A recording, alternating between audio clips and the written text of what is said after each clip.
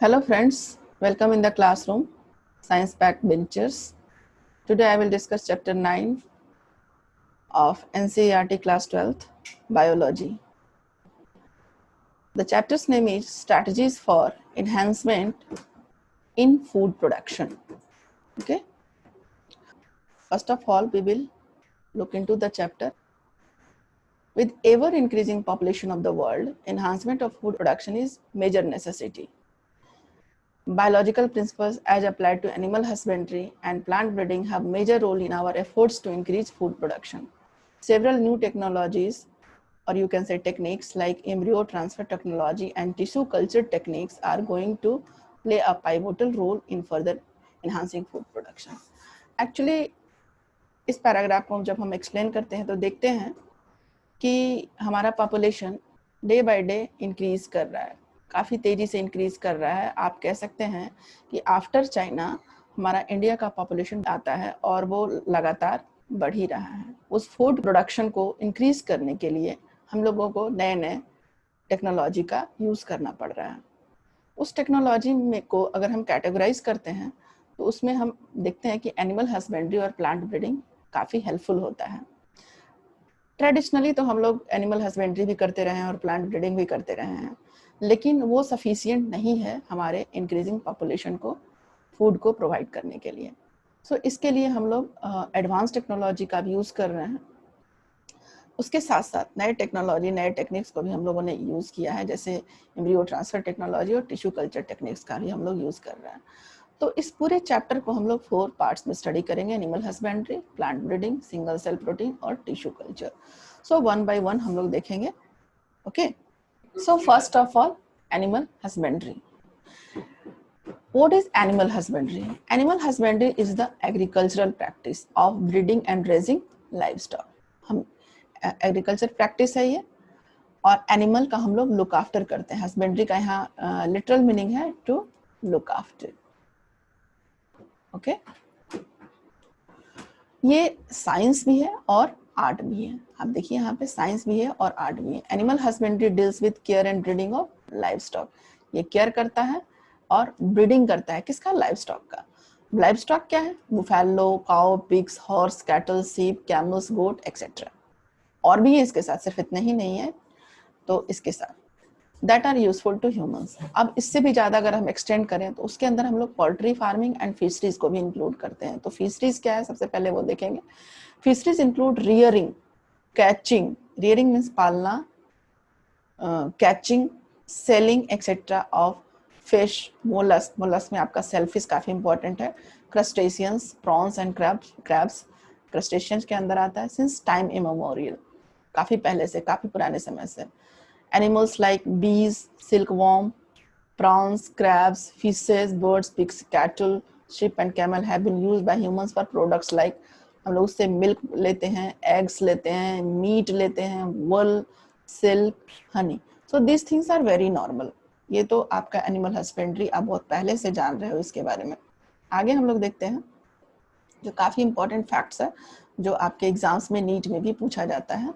कि देखिए हमारे पास लाइव स्टॉक जो है 70% है, 70% of live stock. But total world को जो हम प्रोवाइड कर रहे हैं वो 25%. कौन कौन मिलकर? China and India. China and India. तो ये क्वेश्चन आपको एग्जाम्स में, नीट एग्जाम्स में फ्रिक्वेंटली पूछे जाते हैं. Now however it is surprising to note that the contribution to the world farm produce is only 25%, जैसा कि आपको मैंने बताया. तो इसके साथ साथ इसका रीजन आपसे पूछता है. इसका रीजन क्या है? अब देखिए इसका रीजन है the productivity per unit is very low. ये चीज काफी इंपॉर्टेंट है. Productivity per unit is very low.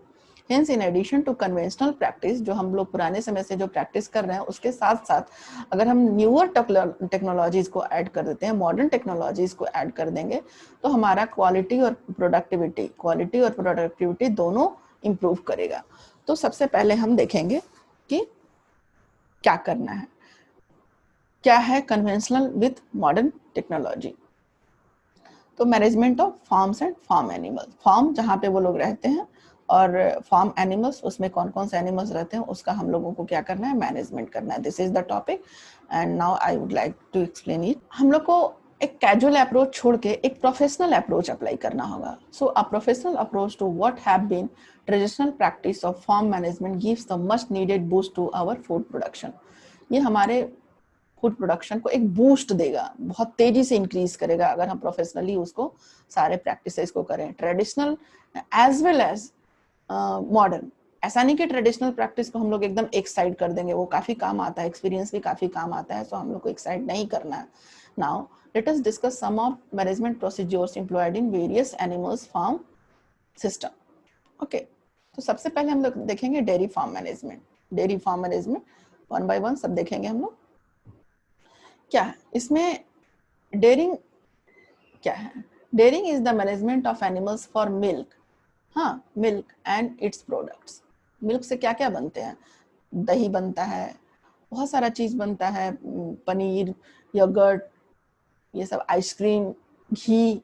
तो उसके प्रोडक्ट जो है ह्यूमन कंजम्पशन के लिए जरूरी है और बैलेंस डाइट भी वो होता है.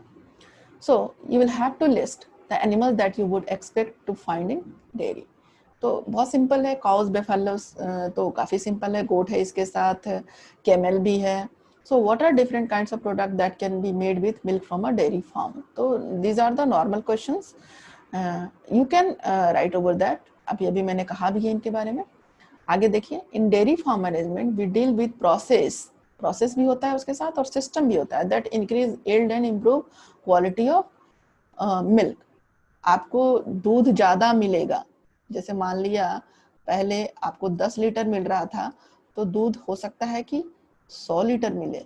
हाँ, और दूध की क्वालिटी जो है वो भी इम्प्रूव्ड क्वालिटी होगी, इम्प्रूव्ड क्वालिटी. तो डेयरी फार्म मैनेजमेंट में हम लोग क्या करते हैं, क्वांटिटी एंड क्वालिटी दोनों हम लोग इंक्रीज करते हैं. ओके, एकदम बिल्कुल. ये क्वेश्चन कभी कभी आता है आप लोग को, असर्शन रीजनिंग वगैरह में भी एलिमिनेट करने के लिए भी आता है. तो क्वांटिटी और क्वालिटी दोनों आपको इंप्रूव करना होता है, किसमें? डेयरी फार्म मैनेजमेंट में. So milk it is primarily dependent on the quality of breeds. तो हम लोग को अच्छे क्वालिटी का ब्रीड्स चाहिए होता है in the farm. So selection of, ये काफी बार पूछा जा चुका है इसलिए मैं इसको सर्कल कर रही हूँ. Selection of good breeds having high yield potential combined with resistant to disease. वो डिजीज रेजिस्टेंट भी होना चाहिए, यानी कि कोई डिजीज अगर उनको पकड़ ले तो तुरंत अपने आप खत्म भी हो जाए. So resistant to disease is very important. For the yield potential to be realized, the cattle have to be well looked after. They have to be housed well. उनको अच्छे से रखना चाहिए. Should have adequate water. उनको अच्छे से पानी मिलना चाहिए और पूरा उनका डिजीज फ्री कैसे रहेंगे उसका मेंटेनेंस होना चाहिए. So the feeding of cattle should be carried out in scientific manner. यानी उनको कैसे घर अच्छा हो, उनके रहने का जगह, उनका एडिक्वेट वाटर कैसे उनको मिलेगा, वो डिजीज फ्री कैसे रहेंगे. तो ये सारे scientific manner dairy farm management के साथ हम लोगों को अप्लाई करना होता है. हम लोग का एम्फेसिस क्या होता है? एम्फेसिस क्या है हमारा? On the quality and quantity of fodder. Besides stringent cleanliness and hygiene, both of the cattle and the handlers are of paramount importance while milking, storage and transport of the milk and its product. कहने का मतलब इसका ये हुआ कि जब आप milking करते हैं, यानी कि दूध जब निकालते हैं, स्टोरेज करते हैं, उसका जब रख रखाव करते हैं या ट्रांसपोर्ट करते हैं, ये तीन है, मिल्किंग, स्टोरेज एंड ट्रांसपोर्ट. तो इस तीनों ही स्थिति में आपका जो कैटल है और उस कैटल को हैंडल करने वाला हैंडलर है, हाँ, उन सब का स्ट्रिंजेंट क्लीननेस होना चाहिए और हाइजीन दोनों मेंटेन होना चाहिए. तो इस बात का हम लोग अटमोस्ट केयर रखेंगे, ध्यान रखेंगे. सो एक और चीज है इसके साथ, अब चूंकि ये सारी चीजें मैकेनाइज्ड हो गई हैं, मशीन से होती है, मैकेनाइज्ड मींस मशीन से काम होना, विच reduces chances of direct contact. इसमें क्या होता है ना कि हैंडलर का कैटल से डायरेक्ट कांटेक्ट काफी कम होता है, तो इन्फेक्शन का चांसेज भी, जो पहले मान लेते हैं, इस बार डायग्राम से समझते हैं, पहले इन्फेक्शन बहुत ज्यादा होता था लेकिन अब वो लिस्ट हो गया है, काफी कम हो गया है. So ensuring these stringent measures would of course require regular inspection. आपका रेगुलर इंस्पेक्शन वहाँ जरूरी है, with proper record keeping.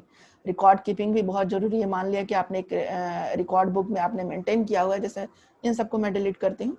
You would probably find it interesting if you were to prepare a questionnaire on diverse aspects of dairy keeping and then follow it up with visit to a dairy farm in your locality. कोई आपके area में dairy farm है तो आप वहाँ पे कुछ questionnaire तैयार करके जा सकते हैं, और वहाँ जो आपको आंसर मिलेगा that would help you to understand better regarding dairy farm management. Okay. Now poultry farm management. Poultry farm management भी काफी important है. Poultry is the class of domesticated fowl birds used for food or for their eggs. They typically include chicken and ducks and sometimes turkey and geese. यहाँ पे मैं explain कर दूँ कि जो domesticated fowl जो birds हैं उसका prime purpose है food और egg provide करना. तो typically हम लोग chicken और ducks को जानते हैं, लेकिन general टर्की और गीज का भी फूड और एग्स में यूज होता है. इसके अलावा सिर्फ इन चारों बर्ड्स का ही नहीं, सिर्फ चिकन डक्स या टर्की गीज का ही नहीं, बल्कि इसके अलावा भी बहुत सारे कंट्रीज में अलग अलग तरह के बर्ड का यूज किया जाता है फॉर फूड एंड एग्स. तो इन जनरल हम इसका पोल्ट्री फार्म में इंक्लूड कर सकते हैं. सो डोमेस्टिकेटेड बर्ड है ये. आगे हम देखेंगे जैसे डेयरी फार्म में आपने किया है selection of disease free and suitable breeds, proper and safe farm condition, proper feed यानी उनका खाना, पानी उनका पीना, और हाइजीन एंड हेल्थ केयर हम लोग को ध्यान रखना पड़ेगा. These are the very important component for poultry farm management. एक और चीज है इसमें अभी हम लोग देखेंगे आगे, बर्ड फ्लू वायरस. हाँ, बर्ड फ्लू वायरस काफी इंपॉर्टेंट है. कभी ये फ्लू है, वायरल है, और ये कैटल्स को हो जाते हैं, जिससे कि हम लोग को बचा के रखना है. ये हमेशा एग और चिकन को अफेक्ट करते हैं, उसके कंजम्पशन को अफेक्ट करते हैं. तो इकोनॉमिकली भी बहुत लॉस होता है, और जो उस पर डिपेंडेंट पर्सन है उनका लॉस होता है.